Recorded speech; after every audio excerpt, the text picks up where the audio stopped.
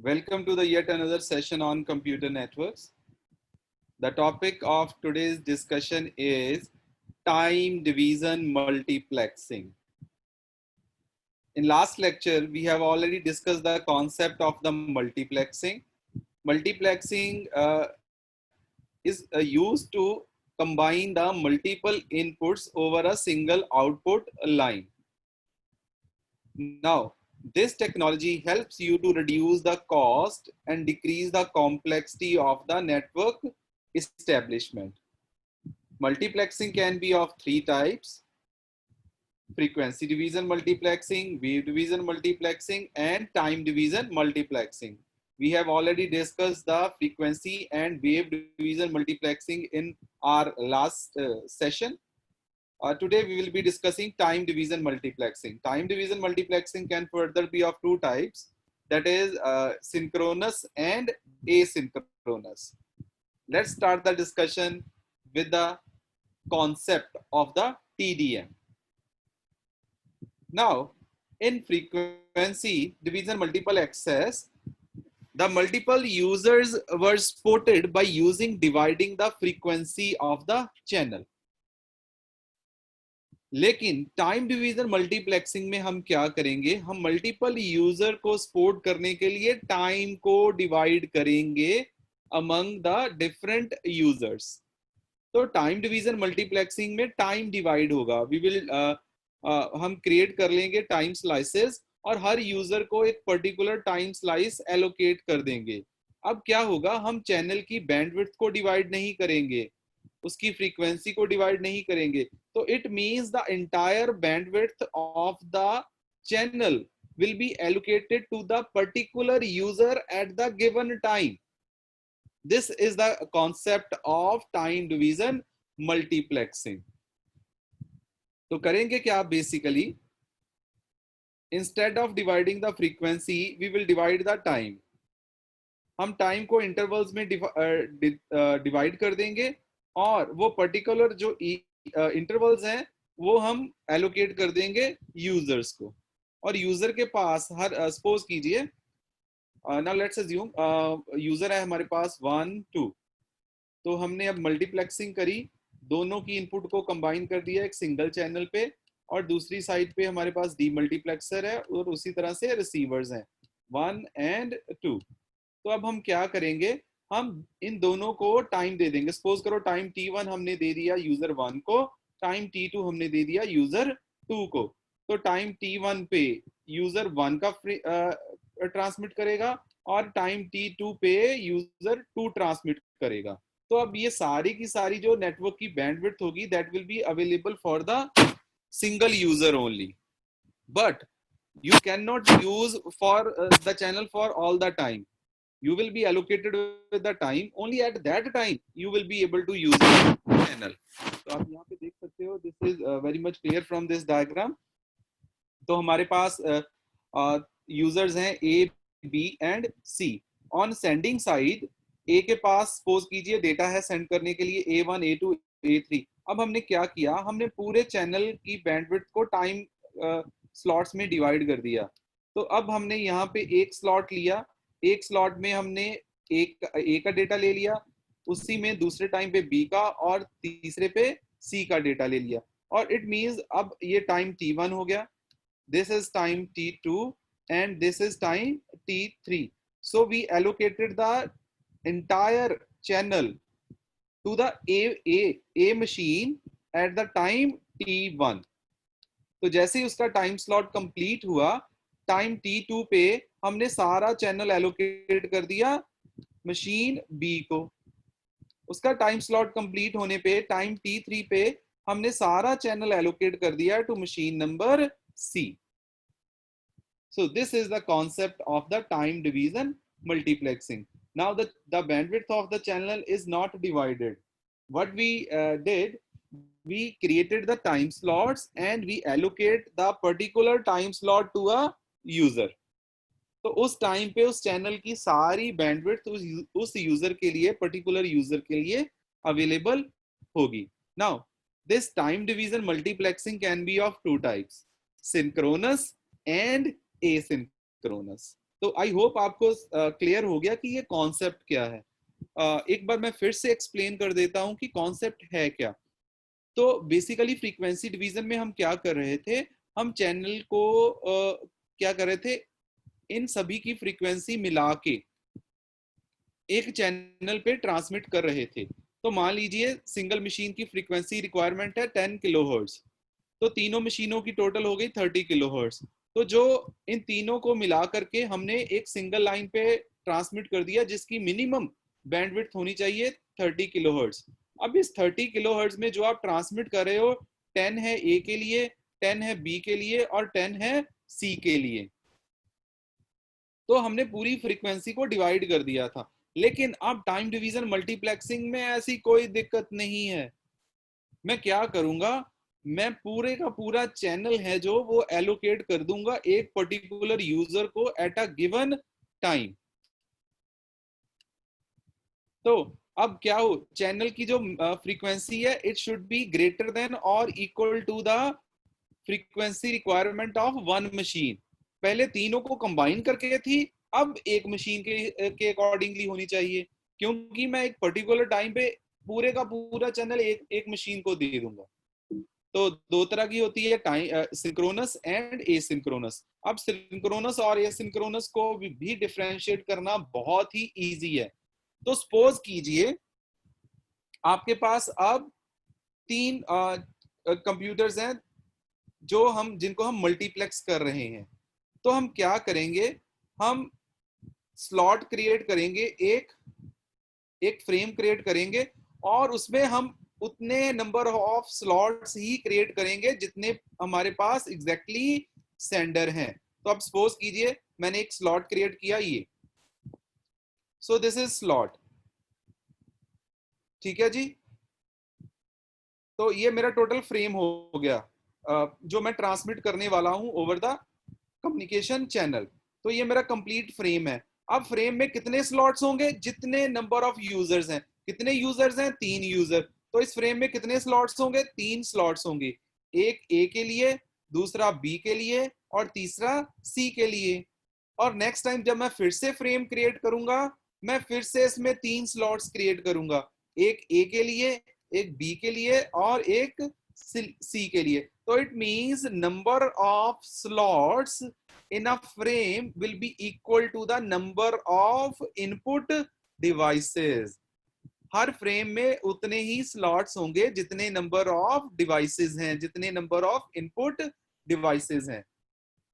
तो अब इसकी दिक्कत क्या है, तो अब आपने कर क्या दिया, यहाँ पे एग्जांपल में हम इसको now try to understand the problem with the STDM, synchronous time division multiplexing. तो अब सपोज कीजिए अब हमारे पास 4 मशीन्स हैं, ए बी सी डी। तो हमने क्या किया, एक फ्रेम क्रिएट कर दिया। अब फ्रेम में कितने स्लॉट्स क्रिएट कर दिए, जितने नंबर ऑफ इनपुट मशीन्स हैं। तो नंबर ऑफ इनपुट मशीन्स क्या है, 4। तो हमने क्रिएट कर दिया जी 4 स्लॉट्स, एक ए के लिए, बी के लिए, सी के लिए और डी के लिए। जितने नंबर ऑफ इनपुट मशीन उतने number of slots in the frame. लेकिन अब ये देखिए, जब मैंने फ्रेम 1 ट्रांसमिट किया तो चारों के पास डेटा था सेंड करने के लिए। तो ए के पास थे 4 बाइट्स, लेट्स अज्यूम, बी के पास थे 2 बाइट्स, सी के पास है 3 बाइट्स और डी के पास है 5 बाइट्स। तो टोटल नंबर ऑफ जो मैक्सिमम फ्रेम होगा that will be equal to the total number of maximum bytes. आपको एक चीज का और ध्यान रखना है, अब इसमें क्या होता है कि जो ट्रांसफर के लिए स्पेस होता है, मींस एक स्लॉट में की जो मेमोरी होती है, एक स्लॉट में जो मेमोरी होती है वो सभी के लिए इक्वल होती है। तो इट मींस अगर हमने 1 बाइट डिसाइड किया हर मशीन के लिए, तो हर मशीन 1 बाइट ही सेंड करेगी। तो ये मेमोरी बिल्कुल इक्वल होगी। तो अब हमारे पास ये देखिए, तो मैक्सिमम नंबर ऑफ बाइट्स थे 5। तो हमने टोटल कितने फ्रेम्स क्रिएट किए, 5 फ्रेम्स क्रिएट कर लिए। पहले फ्रेम में हमने 4 स्लॉट्स क्रिएट किए, दूसरे में भी 4 स्लॉट क्रिएट किए, तीसरे में भी 4 स्लॉट्स क्रिएट किए। एक बार फिर से बना लेते हैं। तो हमारे पास टोटल नंबर ऑफ बाइट्स हैं 5। तो हमने स्लॉट कितने फ्रेम्स क्रिएट किए? 5, 1 2 3 4 एंड 5, यही था मैक्सिमम डेटा। और इन सभी फ्रेम्स में हमने कितने स्लॉट्स क्रिएट किए? जितने नंबर ऑफ इनपुट मशीन्स हैं। तो we have 4 number of input machine. तो हमने हर फ्रेम में 4 स्लॉट क्रिएट कर लिए, 1 2 3 4, 1 2 3 4। तो इस तरह से हमने 5 के 5 फ्रेम में 4 स्लॉट्स क्रिएट कर लिए पर फ्रेम। तो सबसे पहले ए ने पहला भेजा, बी ने पहला भेजा, सी ने पहला भेजा, डी ने। तो ठीक है जी, पहले फ्रेम के सारे स्लॉट्स कवर हो गए। अब दूसरा फ्रेम आया, दूसरे फ्रेम में ए ने ट्रांसमिट किया, बी ने किया, सी ने किया, डी ने किया। तो इसमें भी सारे कवर हो गए, A B C and D. अब तीसरा, जैसे ही तीसरा फ्रेम आया तो उसमें फिर से 4 स्लॉट्स हैं, लेकिन ए ने अपना डेटा दिया, डन। लेकिन बी तो अपने डेटा ट्रांसमिशन कंप्लीट कर चुका है, तो उसका स्लॉट क्या रह जाएगा? एम्प्टी। फिर सी का डेटा और फिर डी का। अब फोर्थ में देखिए, फोर्थ स्लॉट में अब ए के पास है 1 बाइट सेंड करने के लिए, बी के पास कुछ नहीं है, सी के पास कुछ नहीं है। तो इस फ्रेम में सिर्फ 2 स्लॉट ऑक्यूपाई हुए, ए और डी वाला। और पांचवें फ्रेम में देखिए, अब ए भी कंप्लीट ट्रांसमिशन कर चुका है, बी भी कर चुका है और सी भी कर चुका है। और लास्ट फ्रेम में हमारे पास 3 स्लॉट्स एम्प्टी रह गए। तो सिंक्रोनस में क्या है, ये फिक्स्ड होता है, जितने नंबर ऑफ इनपुट मशीन उतने number of slots per frame. अब अगर मशीन के पास डेटा ही नहीं है ट्रांसमिशन के लिए, तो वो स्लॉट खाली चला जाएगा।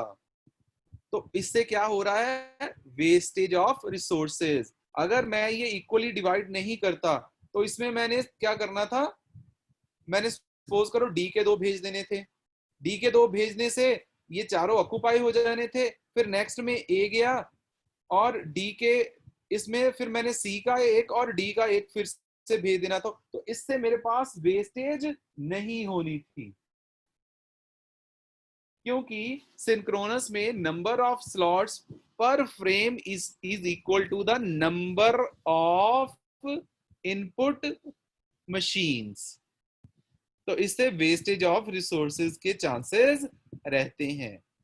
तो दिस इज द डिसएडवांटेज। और उसके बाद आया जी सिंक्रोनस टाइम डिवीजन मल्टीप्लेक्सिंग। तो अब आपको कॉन्सेप्ट क्लियर है। अब ए सिंक्रोनस में क्या होगा, number of slots in every frame will not be equal to the number of input lines. तो जो नंबर ऑफ स्लॉट्स हैं पर फ्रेम, ये अब इक्वल नहीं होंगे। किसके इक्वल नहीं होंगे? Number of input devices.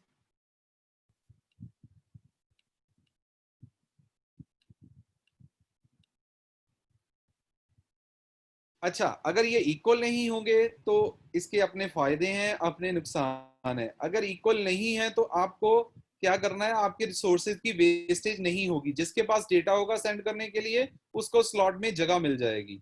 So this is the advantage. तो अब मान लीजिए यहाँ पे हमारे पास हैं 4 मशीन ट्रांसमिशन के लिए, लेकिन आप देख सकते हो नंबर ऑफ स्लॉट पर फ्रेम कितने हैं? सिर्फ 3। तो अब मल्टीप्लेक्सर क्या करेगा, सभी इनपुट लाइंस को चेक करेगा, स्कैन करेगा, जिस पे होगा डेटा सेंड करने के लिए, उससे डेटा लेगा और उसको फ्रेम के स्लॉट में फिट कर देगा। तो इस तरह से सिर्फ उसी मशीन को स्लॉट मिलेगा जो ट्रांसमिशन करना चाहती है, जिसके पास डेटा है ट्रांसमिशन के लिए। तो जैसे यहां से क्लियर है, if the number of inputs are n and number of slots are m will be lesser than n. Number of slots per frame will be lesser than the number of input lines. So slots are predefined, allocated to any of the device that has data to send.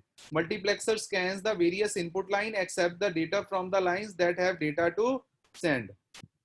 if there are no enough data to fill all the slots in the frame, then the frames are transmitted partially filled. तो जैसे आप देख ही सकते हो, तो last में क्या हुआ, तो हमारा स्लॉट थे 3, लास्ट में हमारा पार्शियली फिल हुआ, लेकिन उससे पहले कोई भी आपके पास पार्शियली फिल्ड नहीं है। सो वेस्टेज देखिए कितनी, अब इसके पास था ही नहीं, मशीन नंबर बी के पास, this this is the case 2, अब इसको स्लॉट मिला ही नहीं। तो इसी तरह से आप देख सकते हो, जिसके पास डेटा होगा मल्टीप्लेक्सर स्कैन करेगा, जिसके पास डेटा होगा ट्रांसमिशन के लिए उसको स्लॉट मिल जाएगा। और ये पूरा स्टैटिस्टिकल होगा कि आप कितने नंबर ऑफ स्लॉट्स डिफाइन करे हैं आपने, वो प्री डिफाइंड होगा, और कौन सी इनपुट मशीन को स्पेस मिलती है स्लॉट में, it will be calculated based upon the statistical analysis. Obviously जिसके पास ज्यादा डेटा है ट्रांसमिट करने के लिए उसको बार बार चांसेस मिलेंगे, जिसके पास डेटा ट्रांसमिट करने के लिए कम होगा उसको कम स्लॉट्स मिलेंगे पर frame. This is called statistic analysis. तो डेटा के हिसाब से चलेंगे, जिसके पास ज्यादा डेटा होएगा उसको हम ज्यादा स्लॉट्स दे देंगे। सो आज हमने डिस्कस किया what is time division multiplexing. The time will be divided among the multiple users, और इसमें क्या होगा, सारे चैनल की बैंडविड्थ अवेलेबल होगी for a particular user at the given time. दो तरह का होता है, सिंक्रोनस एंड एसिंक्रोनस। सिंक्रोनस में number of slots per frame is equal to the number of input lines. इसका ड्रॉबैक है wastage of the bandwidth of the channel. और उसके बाद आया एसिंक्रोनस। एसिंक्रोनस में number of slots per frame will not be equal to the number of input lines. So if the input lines are n and the number of slots per frame is m, then the m will be less than n. और हम statistical analysis को use करेंगे, multiplexer scan करेगा input lines को, statistical techniques use करेंगे to decide to fill the slots in the frame. So this will reduce the wastage of the resources. So that's all about today's session.